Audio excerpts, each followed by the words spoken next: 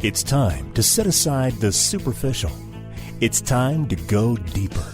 It's time to engage in truth. Here's John Bornschein. Well, everybody, welcome back to Engage in Truth. This is John Bornschein. I'm the senior pastor of Calvary Fellowship, Fountain Valley, right here in Colorado Springs. And I'm so excited that you are tuning in because today we are continuing in our study of the book of Revelation, Revelation chapter 21. In fact, we're going to try to cover verses 9 to 21, talking about the New Jerusalem. This is an exciting section that I know will give you great encouragement. So without further delay, let's get right into this. If you have your scripture, please turn with me to Revelation chapter 21, verses 9 to 11, where we read, "Then one of the seven angels who had the seven bowls filled with the seven last plagues came to me and talked with me, saying, 'Come, I will show you the bride, the Lamb's wife.' And he carried me away in the Spirit to a great and high mountain, and showed me the great city, the holy Jerusalem, descending out of heaven from God, having the glory of God. Her light was like a most precious stone, like a jasper stone, clear as crystal." Now, the first and most important characteristic that John notes here is the radiant glow. It's shown with the splendor of God himself because he is in it. And John compared the glory of the city to one of the most beautiful gems, a jasper stone, which were very beautiful but not always clear. As mentioned earlier in Revelation chapter 4, verse 3, this is probably a clear gem-like crystal that with many facets of brilliance, possibly something that we might even call a diamond or diamond-like today. And this stone described God himself earlier in chapter 4, verse 3. So its brilliance is even further. It's a reflection of God's presence in the city. And it may not even be what we have here, the words that we can use to describe it, I feel are probably even inadequate at best to describe the beauty of what we're to behold here. And so John further explains the greatness of our eternal home. But this is a challenging task. In fact, one of the great writers and pastors, Ray Stedman, who's now with the Lord, used to say, for John to try to explain to finite humans what this new state is like is in something similar in trying to explain the concepts of relativity or quantum physics to a 2-year-old. And that's probably the best way to describe that trying to sit a 2-year-old down to explain the concepts of relativity or quantum physics is like trying to describe the brilliance of this New Jerusalem to us. Now let's just keep reading here in verses 12 to 17. "Also she had a great and high wall with 12 gates, and 12 angels at the gates, and names written on them, which are the names of the 12 tribes of the children of Israel. 3 gates on the east, 3 gates on the north, 3 gates on the south, and 3 gates on the west.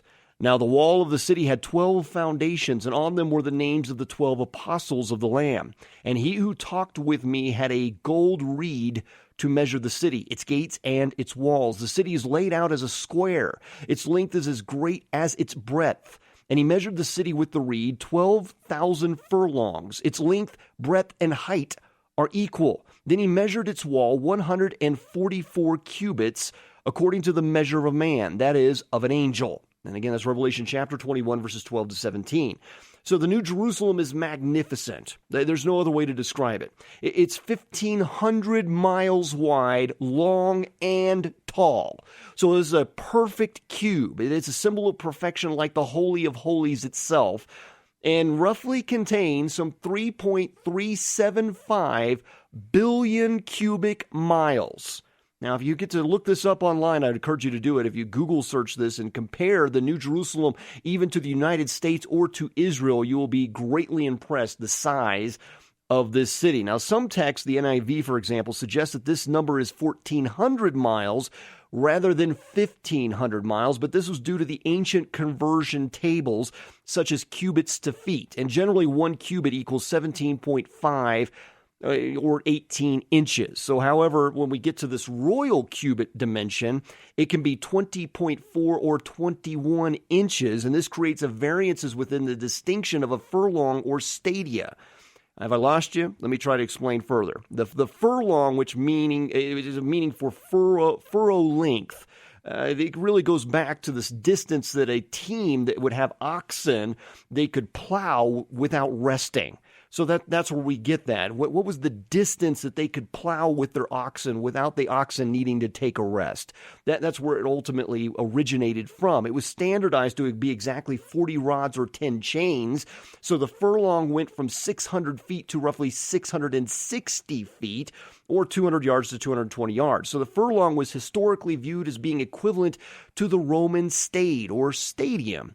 So in the Roman system, there were 625 feet to a stadium, 8 stadia to the mile, 3 miles to the league. A league was considered to be a distance a man could walk in 1 hour. So again, we have one measurement that's how long can oxen plow without resting, and another was how long could a man travel in 1 hour? How far could he go? So thus the Romans used a measure of 5,000 feet for 1 mile. But in 1592, the British Parliament set about determining the length of a mile and decided that each one should be made up of 8 furlongs, as the Romans had determined. So the furlong had been then revised to 660 feet, up from 625, and that's how we ended up with 5,280 feet and 1 mile. So the official use of furlong was then abolished by the United Kingdom under this Weights and Measures Act of 1985. And all of this then can create some confusion with regard to the exact length of a furlong or stadia that John had cited here, because the Roman conversion of 8 stadia to a mile. So I'm inclined to lean towards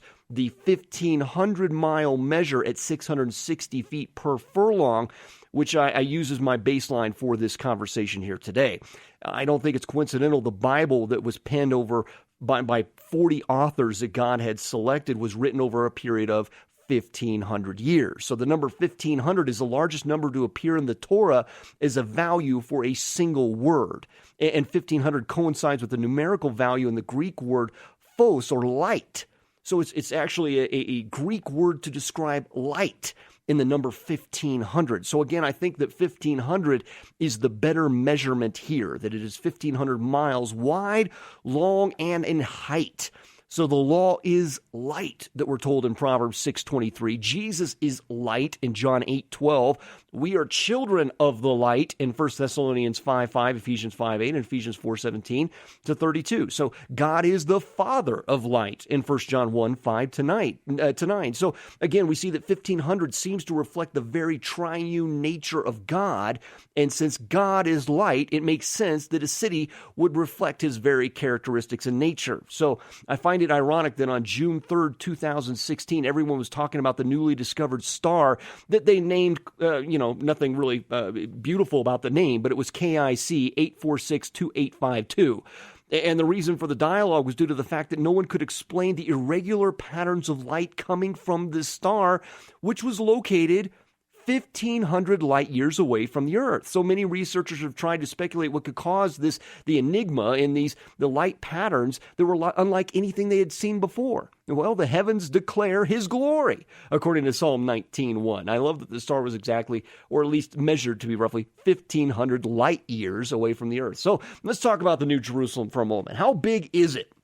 Well, some have speculated that the New Jerusalem could be a pyramid shape, but I believe that when we read it in its literal description, it is shaped like the Holy of Holies, as a perfect cube, with its length, its width, and its height being 12,000 furlongs. Since a furlong is about 1/8 of a mile long, the city's dimensions, as I mentioned, will be 1,500 miles by 1,500 miles by 1,500 miles. The moon, by comparison, is almost 2,200 miles. So you've got a city that's comparable to even almost the size of the moon. So this means the city's total area is 3.375 billion cubic miles, as I mentioned earlier. And if you're just tuning in, I'm talking about the New Jerusalem here in Revelation chapter 21. So comparing this total area on the Earth's surface, land, and sea of roughly 197 million square miles, that's the entire area of the Earth's surface today, land and sea, 197 million square miles. And here we're talking about a city that can contain in cubic miles 3.375 billion cubic miles. So the city's total area will be far greater than the total surface of the current planet of the Earth. That's how awesome and big this city is. Now, the city is 1,500 miles straight up. Now, by comparison, an airplane flies at 6 miles up. Space has been noted to start around 62 miles up, and the International Space Station is 200 miles up from where we're standing right now. 200 miles. This city's wall goes up 1,500 miles. That means you'd still have 1,300 miles to go to reach the top of the New Jerusalem by comparison. So it's a good thing that we're going to soar with wings like eagles and not grow weary, according to Isaiah 40, verse 31. So this means that more than 99% of the city occupies layers where no human can breathe or even exist currently. Now, if we try to imagine this city as the largest skyscraper in the world, this is 1,500 miles in height. If each floor is 10 feet high, then this city has 792,000 floors. If each mansion on each floor is, say, 500 feet by 500 feet, that means that each mansion would have to be 250,000 square feet, and each floor is 1,500 by 1,500 miles wide and long. That means that there are 2.2 million square miles per floor. Okay, are you following with me the size of this thing?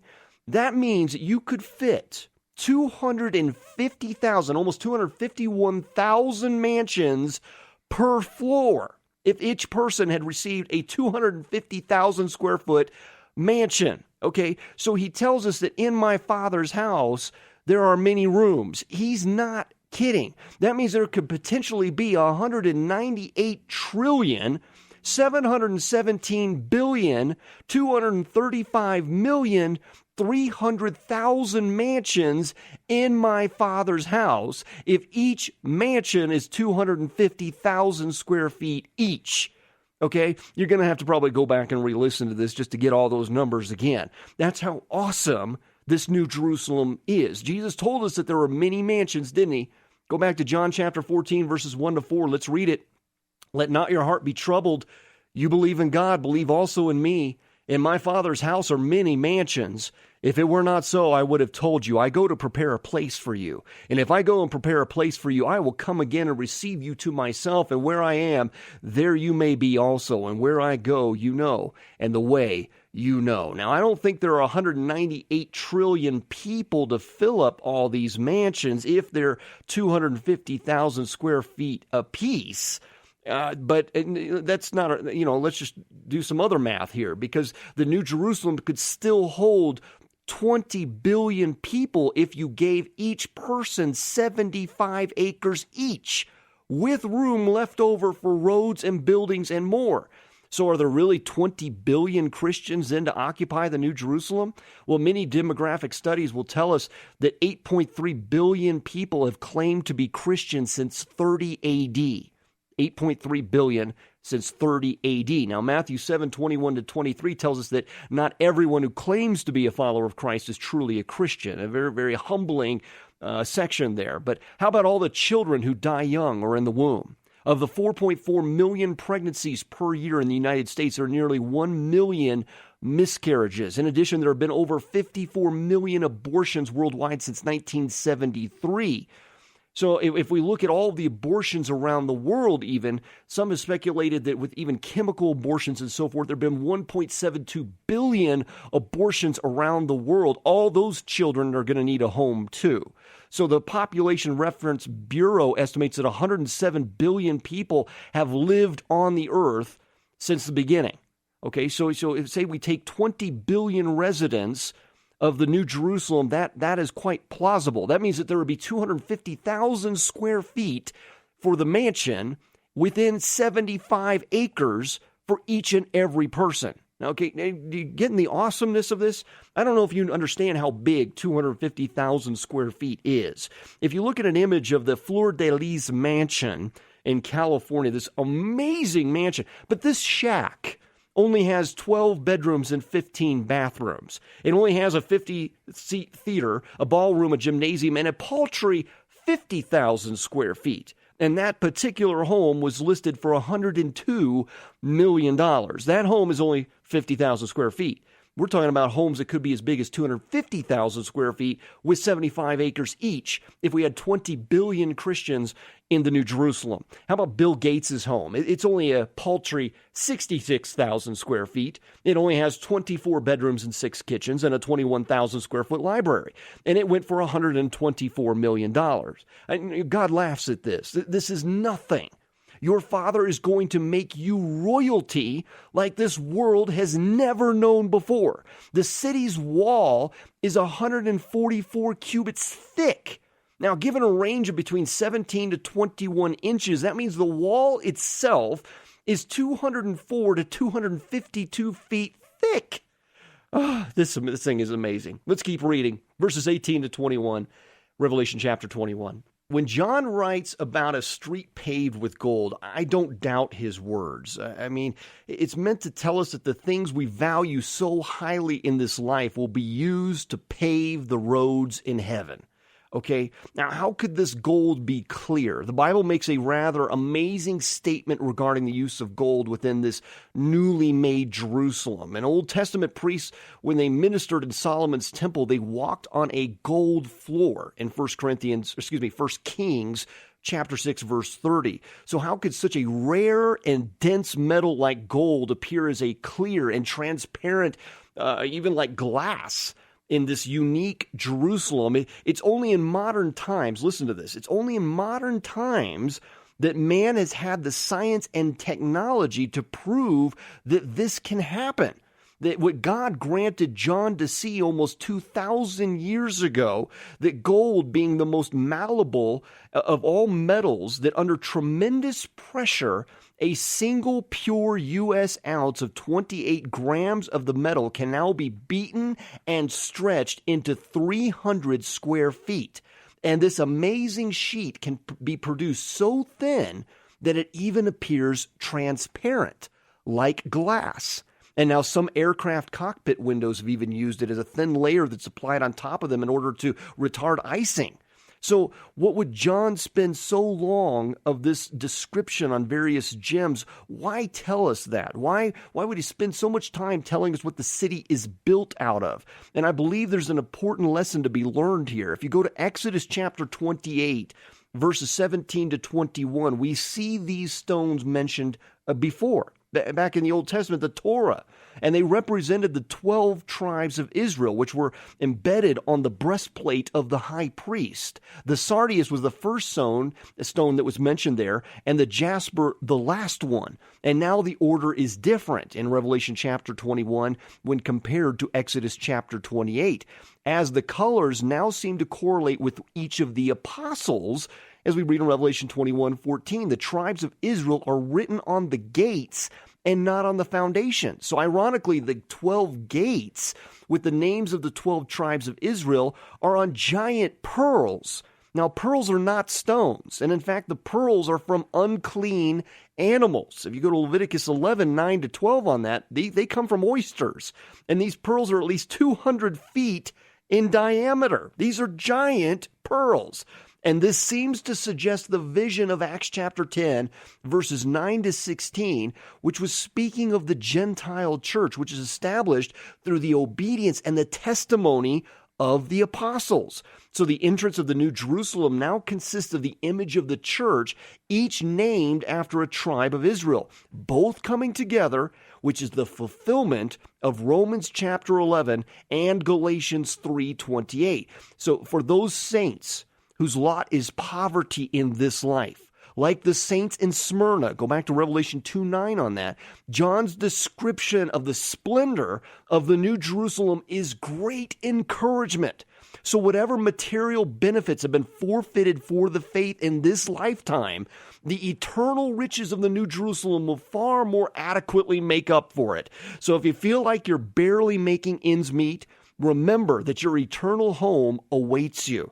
I remember the story of at seminary of Lawrence, who was an African student who came to the United States, and he shared these words. He says, "I've been in the United States for several months now.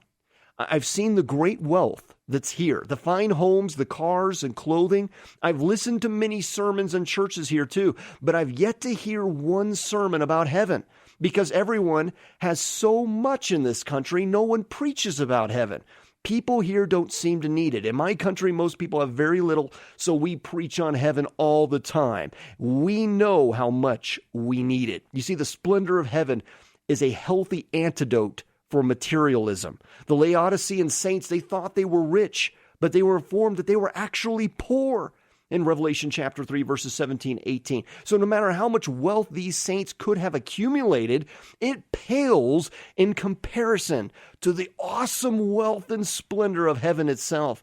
And even if it were possible to take some of it with you to heaven, it would be of no value. The street of the New Jerusalem is paved with such pure gold that it can even be seen through. The impure gold that we now possess, it's like pavement in heaven. So let those who would suppose that they are rich compare themselves with the wealth and splendor of the New Jerusalem. That is your inheritance. Let that sink in and give you hope and encouragement when you are going through great trial and tribulation in this lifetime. Why do Christians work so hard trying to make our life in this world more comfortable? This is just an airport that we're passing through. We're in transit. We spend all our energy, a lot of our energy, if we're honest, on enhancing this life instead of working on our eternal reward. And that's why I believe Revelation 21 is so descriptive of the New Jerusalem, so that we don't worry about this life. We don't, give in to the affairs of this life. We're supposed to be focused on our life eternal with Jesus Christ our Lord. The investment that we make with our lives now, this is what's going to last for eternity. Are we laying up treasures in heaven, or are we laying up treasures where rust and moth will destroy them? So here we come to this conclusion of Revelation 21, and it describes here this New Jerusalem to give us great encouragement. And what we're about to read next, and next week as we get into this, in verses 22 to 27, is going to take us even deeper into the New Jerusalem to even describe that there isn't a temple there, and some of the detail of the tree of life and so forth that's there. I mean, it's amazing description. You don't want to miss it. We're going to be talking about that next week right here on Engage in Truth. I want to thank you for listening today. And I know it's been quite a journey. You're probably going to have to go back and re-listen to all of this because it is encouraging. And I want you to be encouraged. Keep your eyes on the prize. If you want to go back and re-listen to the prior broadcast on the book of Revelation and this study we've been going through for well over a year and a half now, and here we are in Revelation chapter 21, please go back and re-listen to those. You can watch the videos online, get the sermon notes. A book is forthcoming as well that will be able to just equip you with all of these tools so you can share of the exciting journey we've had in the book of Revelation. But if you want to learn more about our ministry at Calvary Fellowship Fountain Valley, please visit us at calvaryfountain.com. Again, that's calvaryfountain.com. Services are at 10 a.m. on Sunday, and we would love to see you there. God bless you.